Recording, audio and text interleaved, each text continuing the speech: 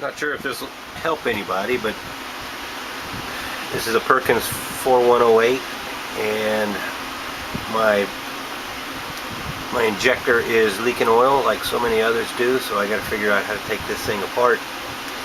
I got online, Googled all the drain information on how to get the coolant out of it. Couldn't find anything that really worked, so what I did is I took this hose off right here, drained what old coolant I could out of it into a 5-gallon bucket, and then I drained it out of the hose into the 5-gallon bucket, and then I took the thing I used to suck the oil out of the engine with some PVC and some other hoses, and I hooked that up to this, and I used that to drain the rest of the coolant out of the Bowman Kemp heat exchanger here.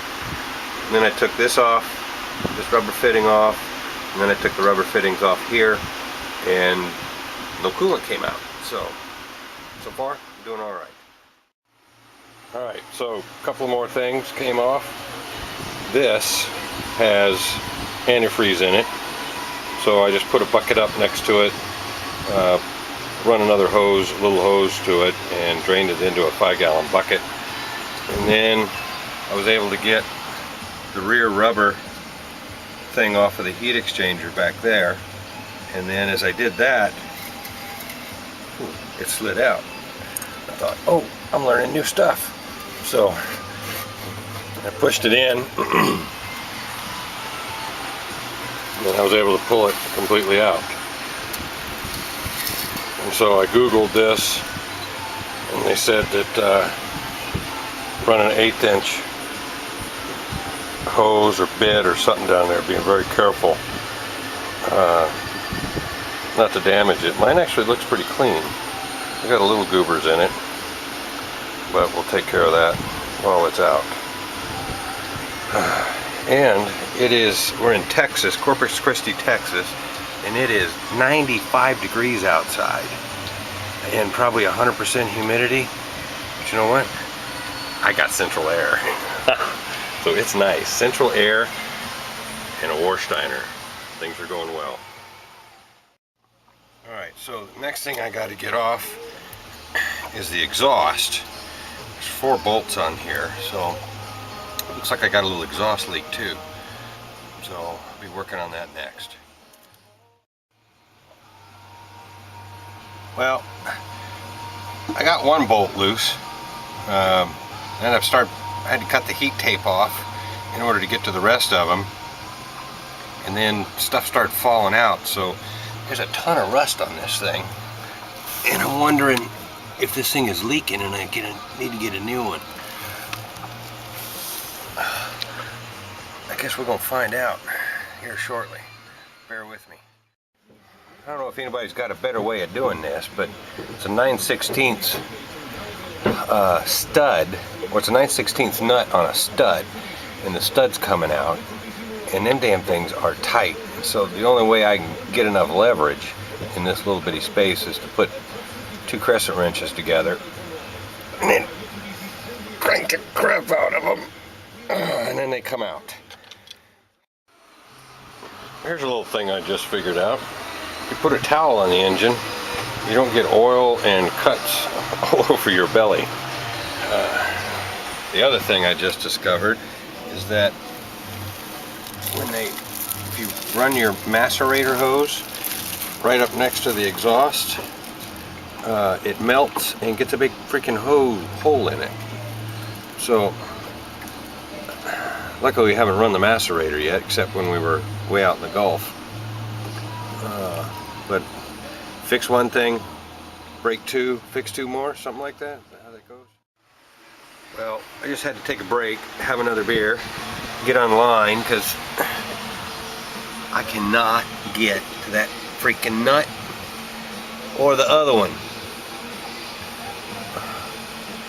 It's driving me nuts. I can see it, I can touch it with the wrench, but I can't get my fingers on it. And I can't find anything online on how to get the heat exchanger out. There's a ton of stuff on heat exchangers, but not how to get it out. What's the matter with you guys? I got it off. Beer helps everything. Went outside, had a beer, grabbed a pair of vice grips, stuck it on the end of that 1/2-inch wrench so it was a little bit longer, and I was able to work it off. Now I'm doing the last one. This one hopefully will be at least as easy as the front one was. It's pretty tight. It's hard to get to. I got little bruises all over my chest from leaning over the motor. But it's coming out. And then I still got to pull the freaking injector off, which is supposed to be even harder. Alright, all the nuts are off, and I did not drop a single one of them into the bilge. I did clean the bilge out first before I started all this. I got 10 gallons of crap, diesel fuel, oil, seawater, pretty nasty. So now I got all the nuts and bolts off, and this thing does not want to come off. So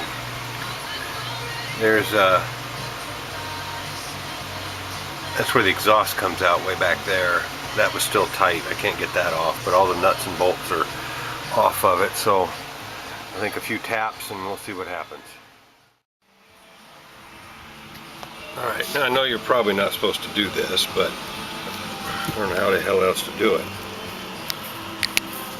I just slowly tapped a couple of screwdrivers in here and a big putty knife and just slowly work this thing out of here.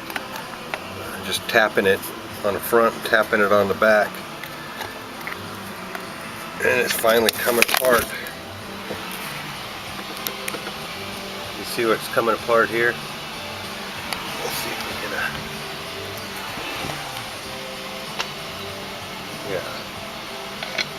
bolts are a little boogered up on it, but just kept working it, and it's starting to come apart. So persistence pays off, I guess. Ignorance and brute freaking force. No, I'm tapping nice and easy. I don't want to break something. I heard these heat exchangers can get kind of pricey. Yes! Well, I got that sumbitch off of there. Man, that was a pain in the ass. Just wiggling and wedging and kicking and fighting and biting. But I'd drive a wedge in there to get that going. But got everything out. Maybe while I got all this crap apart, I'll clean some stuff up in here. Looks like the studs are a little shot, but there's my pump. Damn thing's been leaking like a freaking sieve. Filled my bilge up with diesel. I got 10 gallons of stuff out of here. So now this is next. Wish me luck. Alright, so I was getting ready to start taking this pump off, and I reached up here and I grabbed the throttle and pulled on it a little bit, and the whole top end of this thing started moving around. So it looks like those two little screws on top, bolts on top, were loose. Even though it had wire through them, they were loose, and the whole top end was flopping around.